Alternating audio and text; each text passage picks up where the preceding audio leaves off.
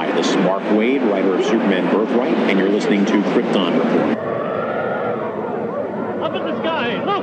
It's a bird! It's a plane! It's The Krypton Report.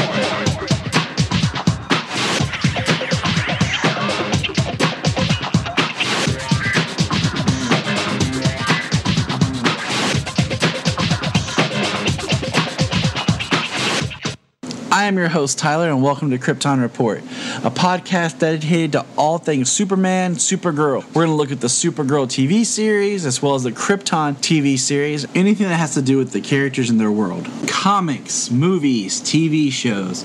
We will talk about everything and anything. We are part of the Southgate Media Group podcasting network. You can find us on Instagram, Twitter, Facebook, at Krypton Report. You can also email us at kryptonreportpod@gmail.com. If you get a chance to go over to iTunes, Apple Podcast, please leave us a review to help us get better. You can find me personal at JTYPatrick on Twitter and everything else. You can buy a Krypton Report t-shirt at tpublic.com. Check it out. They have all sizes, colors, styles of shirts. Just go to tpublic.com and search Krypton Report, and you'll see our logo.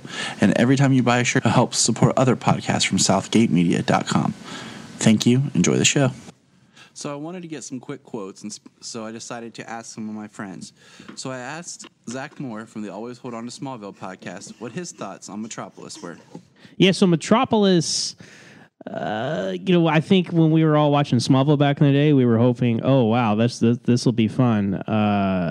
Maybe one day we'll get a sequel series and they'll call it Metropolis or something, right? I think that's what everybody was speculating, especially in the early years of Smallville, because you had about 5 years into the show, and you're like, okay, how long is the show going to last? Is there going to be a sequel show? Let's turn it into a Superman show. Let's flash forward to the future. Let's call it Metropolis.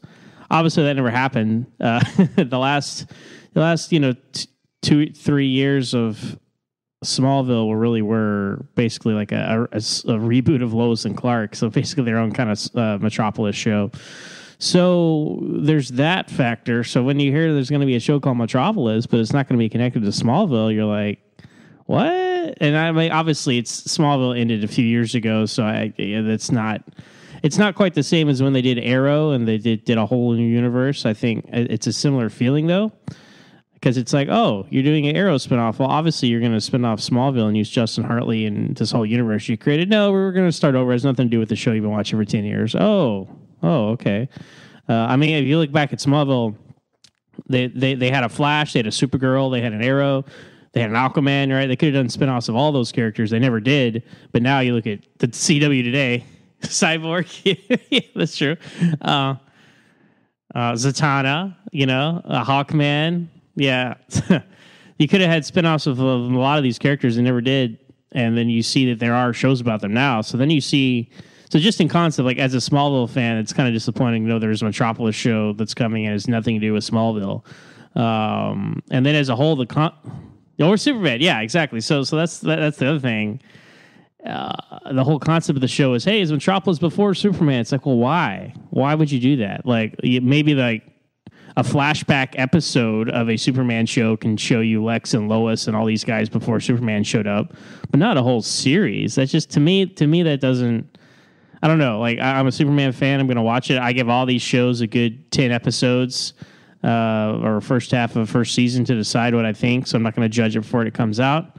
I did the same thing with Gotham, and then I gave up on Gotham halfway through the first season because I didn't like it at all. I thought it was not very good, and not just like because I like Batman. I'm like, this is different. Well, Gotham's a weird show because they started with an idea, then they changed that idea, then they made it a Batman show without Batman, but then they kept putting more young Bruce in there and trying to build up to him being like Batman or something. So Gotham just kept going through all these twists. Like, they didn't have a clear vision what they wanted to do. They kept changing it. And my thought with Metropolis is, one, I have two ideas. One, it would be really neat if during the run of Metropolis, like Lois is investigating, kind of like she did at the beginning of Man of Steel, like these weird instances of a character, someone like the savior, to where like it's during the period where Clark's traveling the world, and she's like trying to find these stories about this mystical, magical savior, and it's kind of like this Superman's in the background. Or two, it's kind of a build-up prequel-esque series building up towards like maybe even Tyler Hoechlin's Superman, and be kind of like his story. That way we could kind of maybe get a Superman eventually and kind of just build off that universe. Because in a sense, like how much can we really do with just Lois Lane and Lex that keeps us interested in? Because, I mean, with Gotham, you have young Bruce, and you know, it kick-started with his murder of his parents, but, you know, you're not going to bring in young Clark Kent. Like, we'll probably never see him. So it's just kind of like, I don't know, like, who are we going to have in the show? Perry White, Lois, maybe Lombard, Lex, maybe Jimmy, you know, like real young Jimmy or something. But like you said, I'm not going to judge, and I'll give it a shot. Yeah, it's getting kind of ridiculous how many Superman shows there are without Superman at this point. Like, obviously, I'm going to defend Smallville because it was like the first, and Clark Kent was the main character, right? That's a little different than what we have now. Yeah, it was. That's a little different. It was an idea of doing a Superboy-esque show without him actually being Superboy, and just, you know, I've never been a fan of the concept of Clark in the costume as a boy, you know, going around doing stuff. I've always liked the Superboy being more of like the Connor, or now the Jonathan Kent story compared to young Clark. Like, even when they did the Superboy TV series, he was in college. Yeah. It's not exactly boy. That's like super young man. Well, and I thought we were past this phase of like from like, you know, the early 2000s was okay. Let's do a superhero show, but let's have no superhero costumes in it. It's like I thought we were past that, but I guess when it comes to Superman, we're still not. Yeah, we're kind of like let's explore his world and universe. Okay, let's do that with him in it.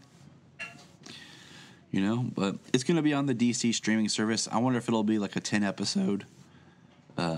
You'll kickstart, you know, and not do like a whole 22 or whatever. So we're gearing up for this DC streaming service, so we're not what to expect. I mean, even if he comes on the show, you know, like and then they want to do it to where it explores Superman's adventures, but as well as Lois, and build a different Lex, and it's all before the timeline of Supergirl, and make it about the city and stuff, and it could be good. But I just, like you said, why do we keep having Superman series without Superman?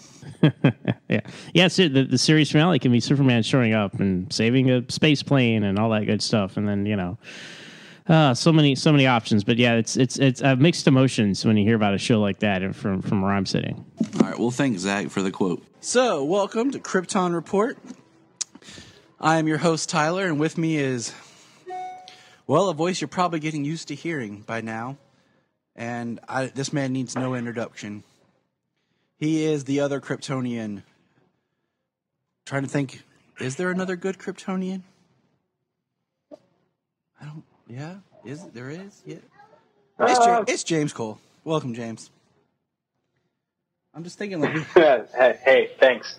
Like, we have the house. Yeah, you know, there's multiple Kryptonians. Yeah. This is Superman from Earth 2, Mr. James Cole. Batman. There we go. That'll work. And then Superboy Solo's here playing Injustice, which we learned tonight. Injustice, from Solomon's point of view, is a Batman game, but in the James's house, it's a Superman game. So, in my house, it's just whatever my wife and child tell me it is. Right. So we got a really cool trailer for Krypton. So we're going to open up that first. It was called the Legacy trailer. Now, Krypton really is playing to, it seems like it's in its own universe.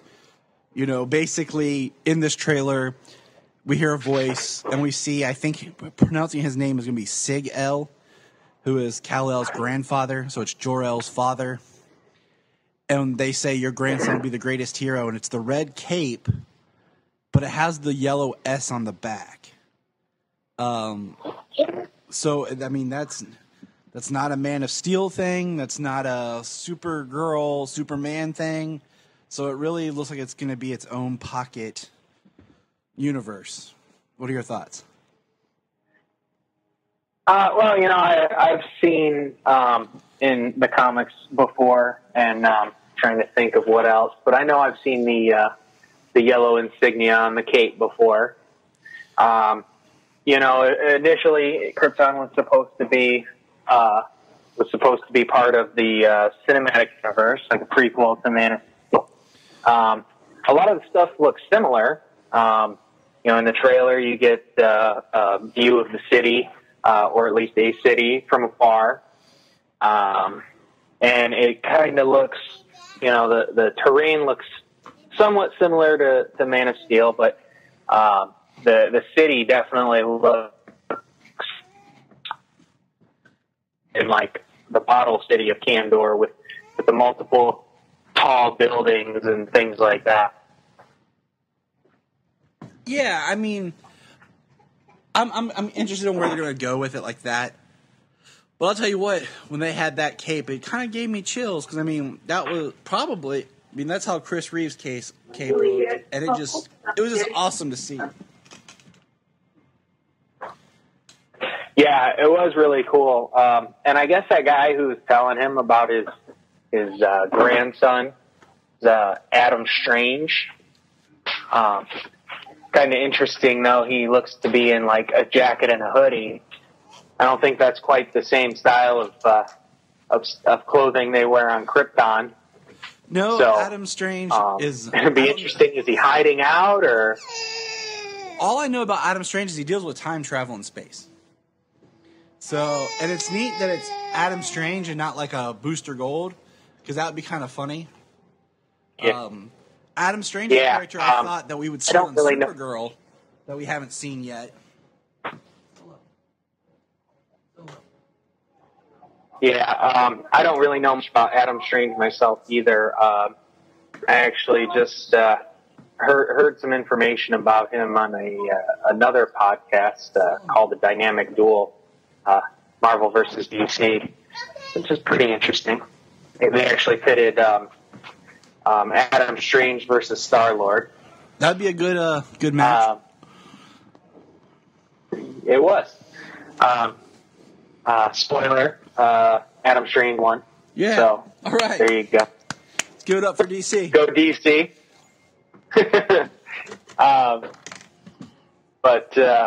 Yeah, anyways, I mean, it'll be interesting, is he going to be like what legacy is he going to be the best hero the universe has ever known, but like the kind of when it's going to take place, which we know Zod's lineage is going to be in it. And were you aware that Zod is his last name? Oh, really? Yeah, like I knew this, but it's never been brought up. Like his name's supposed to be Drew Zod, but he's always been referred to just as Zod. So it made me wonder if he was like the last of the House of Zod. Because I liked in Man of Steel how there's a couple times that, Lara referred to Jor-El as Jor, and Zod referred to him as El. Like there was, so that shows maybe like, in a proper sense, in the Kryptonian culture, you refer to each other by your surname or something. If you're the head, maybe of your house. But just something I thought was interesting that we'd throw out there, that there actually is the House of Zod. But we've never met any other characters from the House of Zod, really. No, not really. I mean, in other mediums, Smallville, comics, even in Man of Steel, they had Theora, who has, largely been Zod's wife. And even in the current run in the current Action comics, there's even what's his name, Lars Zod. Yeah, is that what his name is? It's been a long time since I've read it, but the comic that was written by Jeff Johns and Richard Donner, where Clark Kent and Lois basically adopt a boy who turns out, and they call him Chris Kent, and it turns out to be the son of Zod. And I'm wondering if they're going to tie that continuity with this whole Lar-Zod thing in the current comics. And also, for some reason, my child can sit down and be quiet, but as soon as I decide to do something, he kicks into overdrive. That's what they're good at. So, but yeah, I mean, other than that, we've never seen like Zod's father, Zod's grandfather, any brothers or sisters. So that's going on with Yeah, it's just been Zod, sometimes his wife, and then, on a couple occasions, a child. Yeah. And I mean, that's all we've ever got. And I mean, I don't know how females' names work in Kryptonia when they're married. But for example, Lara was Lara Lor-Vaughn because a female, her last name is her entire father's name. That's why it's Kara Zor-El. Not Kara El, she's Kara Zor-El. And her father is Zorro. Just like if Jor-El would have had a daughter, it would have been whatever her name was, Jor-El. So, a lot of times you'll see it as the Lady Lara or Lara Lor-Vaughn, even though she's married to Jor-El. I don't know how it works once they're married. I'll have to look that up. That's how nerdy I get. Yeah, that'll be that's an interesting thought. That's how deep we get on Krypton Report. Just like Sayla, her name would be Yes, Sayla. Her name would be Sayla Jonathan Tyler Patrick. Like, she would have all three of my names. There you Talk about a mouthful. I know, poor child. Maybe that's why they don't have middle names, and their names are short. Right. Jor. Yeah, you can imagine how they're probably all shortened. They probably got to like these crazy long names. When you ask somebody in like a Latino family, and they've got like 6 names, and they just run them down. And then you just want to applaud them, like, good job, right? Like, way to go. So that's what's going on with Krypton. I'm gearing up more and more for this show. I'm excited. Oh, yeah, me too. It's coming soon. End of next month. Towards the end of next month. Yeah, right now we're about to enter our dry period, and I say that you and I are kind of planning some cool stuff to do during this next, like I said, the dry period, because we know that Supergirl's going off here in an episode. It's going to take a hiatus, and they're going to finish out the Legends run in its time slot. And then, so Supergirl will be back in April. So we're going into a Kryptonian dry spell. Because, sadly. But we still got other shows. I mean, we got Flash and Arrow and Legends and Black Lightning. So we're good. Like, we ain't going to suffer, Yeah. Flash isn't too bad this season. A lot of the supporting cast has really stepped up in the roles. While Barry, I was actually just discussing, like, he's been in jail so long, like, they're saving the budget. Yeah, they're like, woohoo! So when he gets out, they're just going to be like, let's blow it. Boom. Right. But no, I mean, I've liked this season. I haven't had a problem with it. My problem has always been more about Iris, her attitude, and just how they treat her character and what they're trying to do with Iris's character. She has like the least experience out of anybody, and she's supposed to be like leading the team. So that's just kind of been my thing. It's been weird how they've treated Wally. Like, I'm glad that Wally's going to be going to Legends because I think that's where he should be. Because right now it doesn't make sense to have Flash and Kid Flash. But they've definitely, like, his exit's been really weird. this season so far. And like right now, while Barry's in jail, you think Wally would be there, but he's not. That actually would make sense. You know, they've had a lot of speedsters in the Flash through the first 3 seasons, so. And that's one reason I'm really happy with this season is I'm glad I really wish they would have done the Thinker in season 3, and done Savitar like season 4 or 5, and had done more with Savitar and kind of made it more about. Like, I wish they would have just wrote out the Dr. Alchemy more, and then brought in Savitar, because they could have done some cooler things with seeing Savitar throughout time, and like how the season could have started and there could have been like this cult and this group that worships Savitar, and Barry's trying to figure out why all of a sudden he feels like there's this like a new religion, but everyone talks like it's been going around for a long time. And and they could have done something really awesome where Savitar, instead of being as convoluted as it was, when Barry created Flashpoint, okay, it could have somehow the time remnant that he created to stop Zoom was saved, but still stopped Zoom. And that time remnant got thrown into time, and that time remnant became Savitar. Like, that, something a little less convoluted than the time remnant he creates to stop Savitar actually is Savitar, and he's Savitar. Like, it just got too much, like, too heavy, and it was just too much of always fighting another speedster. But I'm digging the thing. Yeah. Even though, like, I liked the actor they had for the first Clifford DeVoe, like really Clifford DeVoe, before he took over this new guy's body. Because, if he felt more like someone that the Flash should go against. And yes, we're divulging and talking about the Flash. You know what?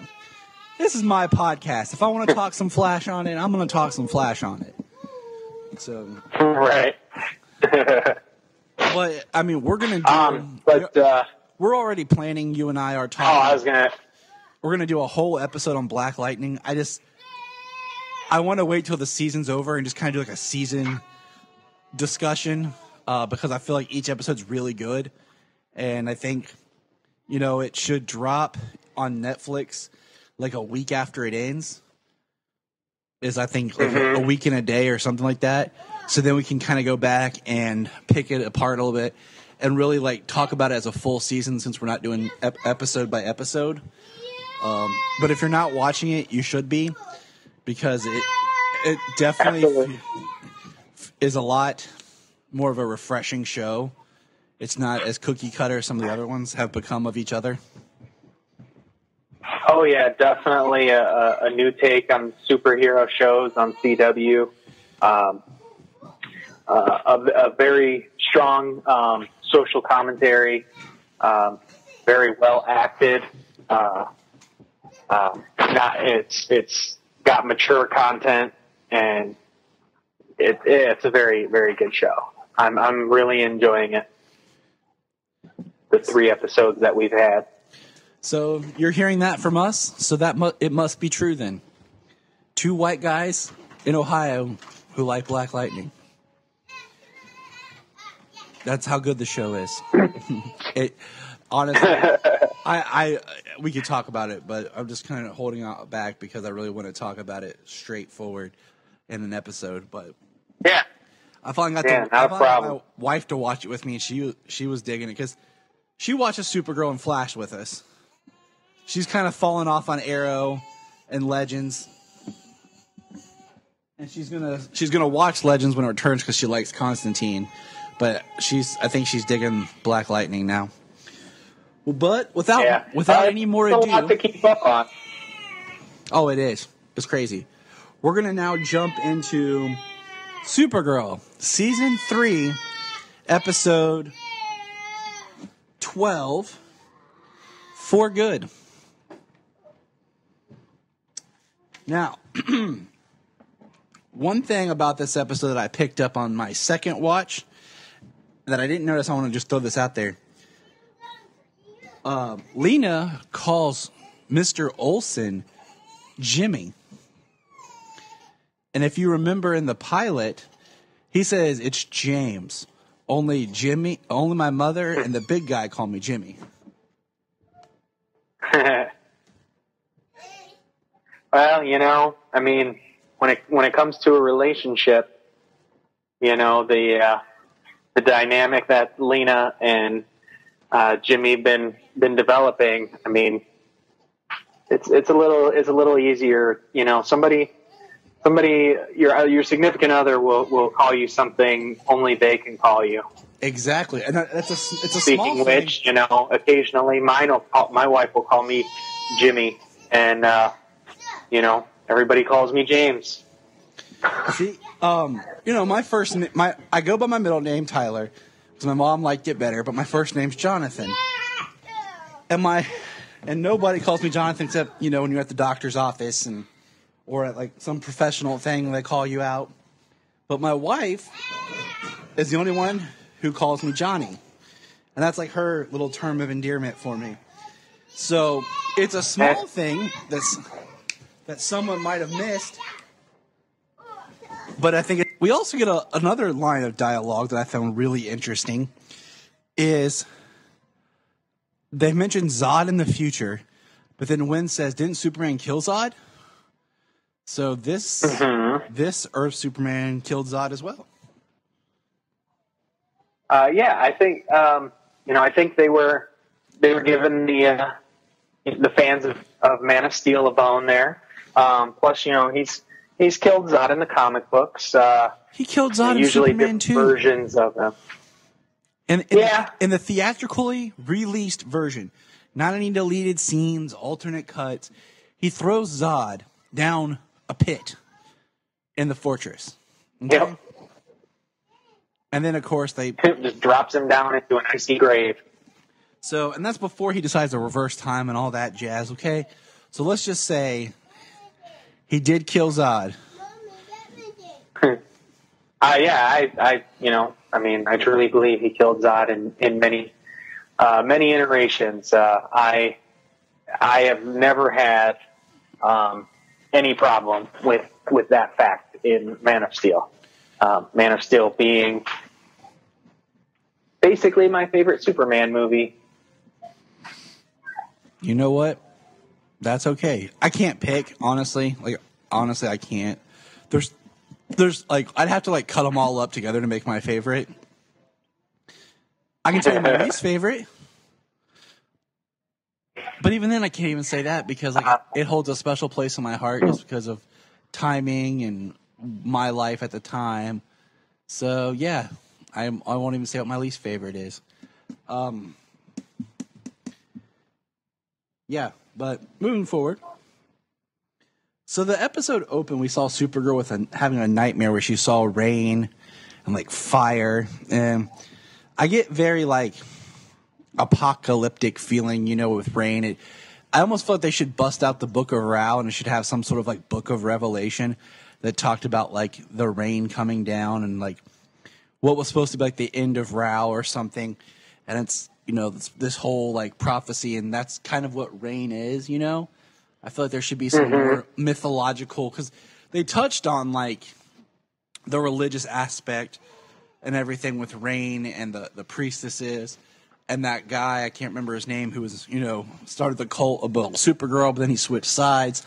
So I feel like it'd be kind of neat if they did more of this epic, apocalyptic prophecy with rain. And now we know that there's other world killers. There's two more, Pestilence and Purity, which just sounds like there should be four horsemen. The apocalypse. Yeah, they need one more. I like Mon-El. Yeah. The religious stuff will be interesting. They've done the messianic complex for Superman, which is kind of weird how they've gone from how he was more of a Moses.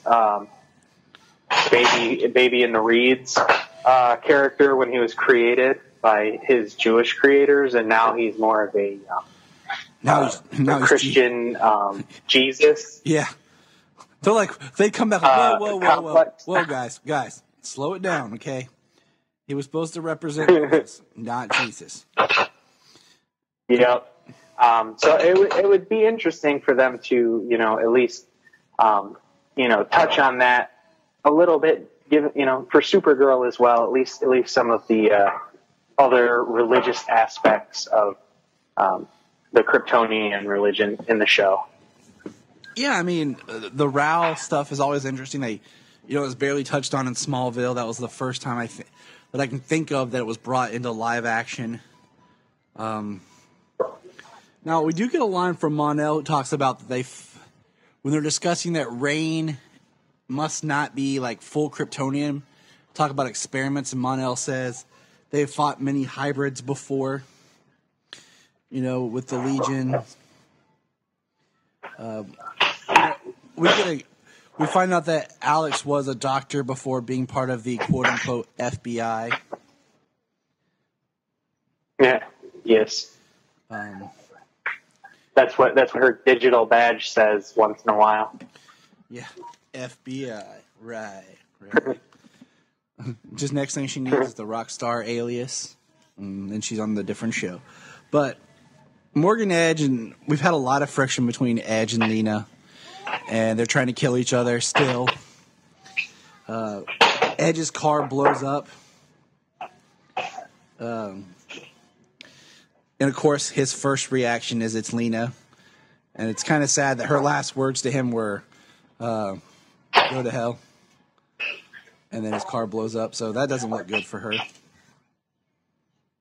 Right. Well, as you try and kill each other back and forth, I mean, who else are you going to try and blame? Exactly. It's just kind of a duh, like... It's the first person your mind's going to go to. Then he tries to get her back. Yeah. Poisoning her coffee. And man, that was intense. Like, she started foaming at the mouth, and Jimmy's like, Mercy, Tessmacher, where did you get the coffee? She's like, the cart. And Jimmy chases him down. I'm like, yeah, go James. Running the dude down, guy pulls a gun. I almost expect him to, like... I didn't get very far from James having to come from, whatever floor they're on. For real? I'm sure a cop or something. I was almost expecting him to, like, turn his watch and, like, his whole Guardian suit comes from his watch or something. I was just kind of, expecting something like that crazy. But we did get the first appearance of Guardian this season in this episode when James, as Guardian, goes and shakes down Morgan Edge. Yep. Except for Guardian when he got killed by the Fuhrer. That was a different Earth. That was a different Earth. He had a different color suit. Yeah, that's the second time we've seen Guardian this season. Which is weird because there hasn't even been dialogue addressing it. Like, James says something like, I've been too busy. I want to put this on hold. I don't want to do this right now. But no. So, now, if I'm not wrong, okay, every time Supergirl has been at the DEO, it's always been as Supergirl. And around all the agents has always been Supergirl. It's only kind of been in private with certain people, it's Kara. But this episode, she just flies into the DEO full in Kara mode. I don't know if I've seen her in the DEO as Kara. I'm trying to think. I can't cite anything specific, but I'm pretty sure I've seen her in Kara get up at the DEO before, but it's rare. And that's why I feel like maybe I have, or something,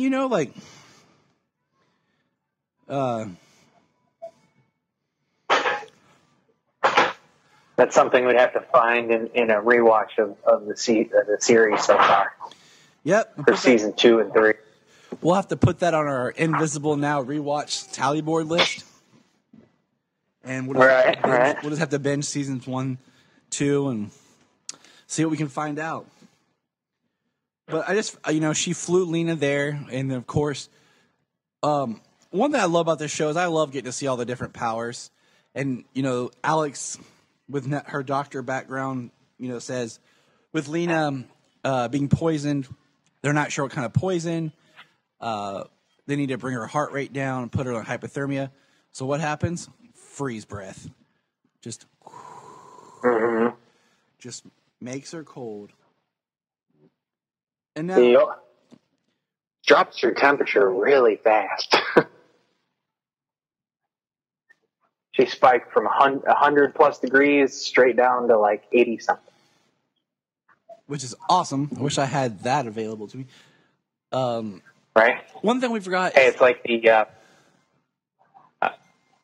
the opposite in Smallville when Jimmy and Lois are freezing. Clark just does a wide heat vision beam, just slightly radiates enough and warms him up, and then he's gone. Exactly. They're very versatile in being able to use their abilities. My favorite's how they are learning their abilities in one episode, and then the next one they've mastered it. Let's say it was originally when Alex was talking about being a doctor, because she was doing the tests on Sam. Sam, who's trying to keep everything on the down low about what's going on with her. And I was thinking they say that the tests come back negative, and I'm like, that's like one of the worst things ever. When you know something's wrong, but every test comes back negative, and you almost wish it would come back positive just so you know what it is and how to fight it. But being stuck in that unknown of, yeah, it's negative, and you're just like, then what's wrong with me is like the worst feeling. Yeah, absolutely. Like, what are you going to do? Like, you can't do anything at that point. Just keep worrying. So, on a side note, too, we haven't seen John Jones' dad in a while. I'm kind of missing him. Just throwing that out there. Just one of those things I'm going to keep my eyes out for. And I'm really sad how underplayed Martian Manhunter is. His abilities, his powers, just, he could be out there really kicking some butt. And I feel like he's always downplayed. He just kind of... Yeah, that was. He kind of is. I mean, he's definitely been in the habit of using his powers a little more since the first season, as he started to get back in touch with his powers, because he hasn't used them in so long, except for staying in Hank Henshaw form.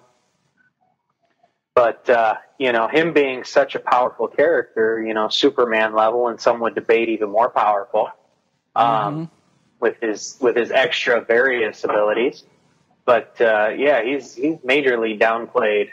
There's a lot he could be doing in Supergirl, but he really holds back. And I just kind of wish that maybe they had created something that caused him to be held back, but that's another conversation. Now, I don't know if you know this, but somehow I missed something where all of a sudden they start talking about a vanishing bullet. I don't know how they got there, but they start talking about a vanishing bullet. And then... I did catch a little bit of that. The autopsy or something that they performed on the guy who poisoned Lena when Jimmy was trying to catch him. The autopsy they performed, he was shot, but there was no bullet. Okay. There was no exit wound, but there was no bullet to be found. All right, so that's the part I missed. It was on that guy. Now, of course, Lena, it sparks something in her. She traces the bullet, and we find out that Lillian's back. Now, did you think for a second that Lillian poisoned her own daughter? Like, I kind of had that, because she says she's there to kill Edge, because Edge is trying to kill her daughter. But I almost thought that maybe Lillian, poisoned her just to, draw out, draw the conflict more. I wasn't sure, but it did feel that kind of way for a second. I don't know. That thought never really occurred to me. Maybe I'm just that she's just a Luthor, so I watch too much Smallville. Yeah, right. They're always trying to kill each other. And we have a good conversation where Lillian's like, "Why are you trying to be Cat Grant when you can be Lena Luthor?" She talks about a revenge that she got on a girl when she was in 5th grade. And it sparked something in Lena that she is a thinker. She is, a chess player. She steps ahead. And the irony is Lena actually has to save Morgan Edge because her mom's going to kill him. Mm-hmm. And she takes Kara and... I do like the way when talking about how she's a thinker, how she said she's even more devious, that she can be if she applied herself. She could be even more devious than Lex Luthor. Because Lex Luthor's more emotional, more hot-headed. Which makes me wonder if Lena will slowly go into that territory, because I'd like to see her stay around. Because I really do enjoy her character. My favorite is Lena gets into this party. It could be down the road or something, just for the fact that she did see Mon-El. She did see Mon-El fighting alongside Supergirl and who else was it? But yeah, she saw Mon-El, and that did kind of strike a question. But she kind of let it go pretty quickly. So could be something down the road that Kara's been lying to her for so long, and that's kind of what I'm waiting to see, is like that kind of a fallout, because I feel like it could be building. Because if we go to like the next part in real quick, jumping ahead, like Sam does come clean with her about her blackouts and stuff to Lena and Kara, her friends, and she talks about Ruby and protecting Ruby. That goes back to like what Junia said. I think that it'd be awesome if something happened and Alice took care of Ruby and got to be the mom to Ruby. And she came out to her friends, and, it's kind of like that. Sam has something going on with her, and like Kara has something going on, but nobody's telling Lena, but they're all supposed to be open to each other. Mm-hmm.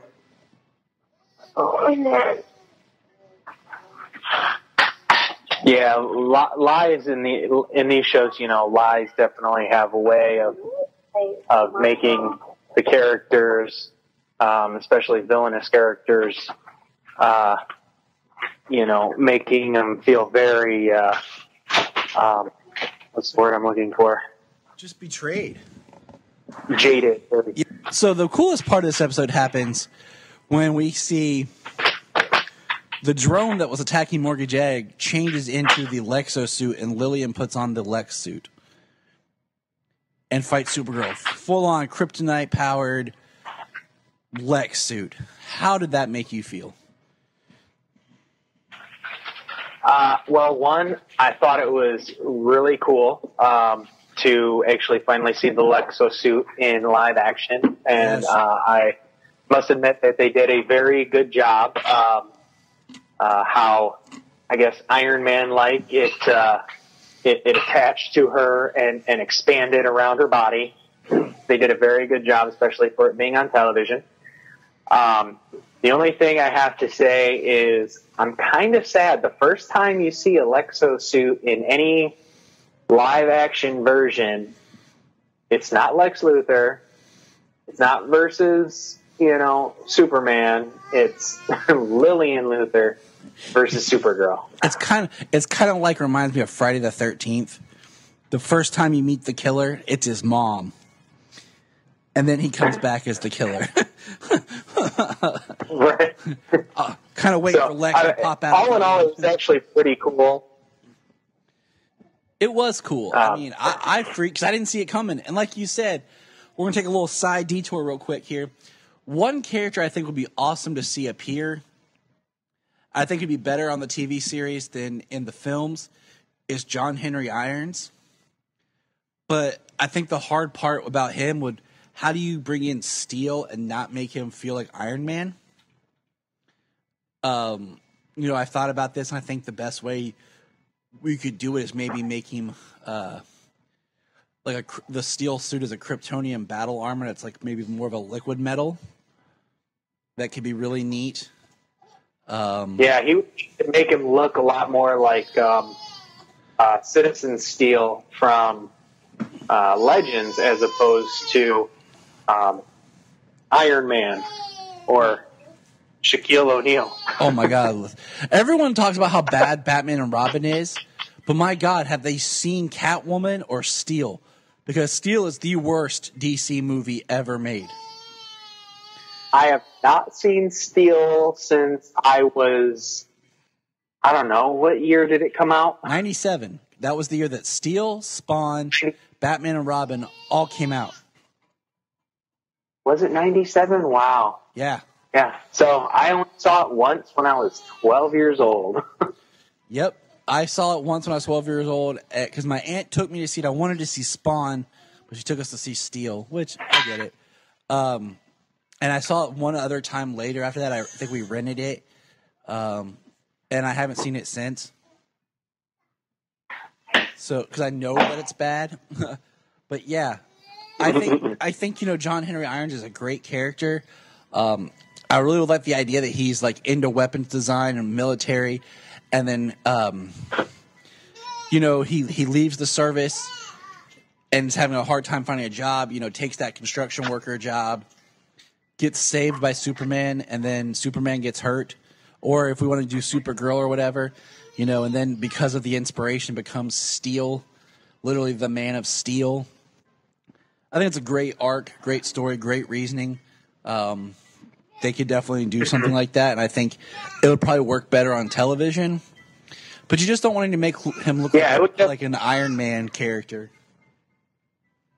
No, I definitely feel that would be a pretty cool character to introduce in television. They don't have too many like super family members out there. People only know Superman. Few people know Superboy, and a few people know Supergirl. Now, and Superboy would be interesting if it was like Earth 2 evil Superboy Prime. They brought him in or something. Mm-hmm. Like, that could be neat. It's like an arc for Supergirl and Superman to stop. Part of me even thinks that why not? Like, you and I talked about Superman versus the Elite. Why not just do like Supergirl versus the Elite kind of thing? They've already done several Superman-based stories with Supergirl. Why not do kind of her versus the Elite? Because that could be a really cool couple episode arc, But the other thing I was going to say is like Iron Man, like when they redid RoboCop, the original RoboCop, I feel like he's a robot. When they redid RoboCop, which I didn't mind the remake, but it felt more like an Iron Man guy in a suit than a man who's actually a machine. You know what I'm saying? Well, I don't know. I mean, I liked the new one because the one thing they did was they focused more on Alex Murphy, as a person, as a guy with family. Yes. When they show that he's just literally like a head and a heart and lungs, like he has nothing left to him. That part that's pretty deep, pretty far from. I thought that scene was awesome. Like, it was really out there when they did it. But that was the first time I saw Bill Cannon before they went flag. Same here. But I mean, so that's that episode. I mean, that pretty much wraps it up. Anything else you have we want to add to it? For good. For good. No, not really. It's the coolest thing in it was the Lexo suit. And yeah, kryptonite powered. She actually physically fought Supergirl. So it was totally in action. Wasn't just visual. Which was awesome. Like, all right. Well, that'll wrap us up for this episode. Thank you, James, for being part of another great commentary, and we can get off on our tangents, but I find our tangents pretty entertaining. I'm hoping that most people do as well. Oh yeah, I hope so too. All right, man. Well, You know, it all what's the word?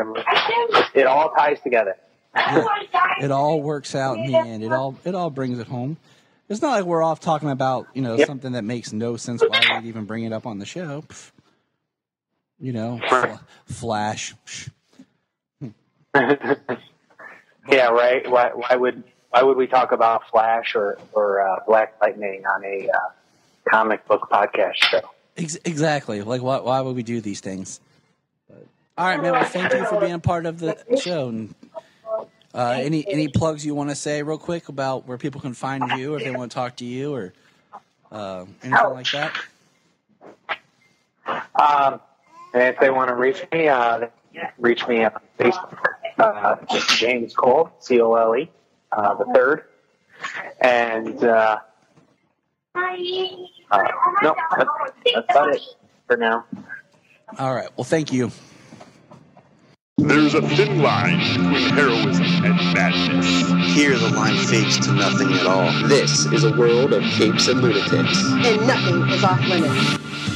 So be sure to check out Capes and Lunatics for all your nerdy needs and randomness, as well as many other awesome shows on the Southgate Media Network. If you have an interest, I bet we have a show.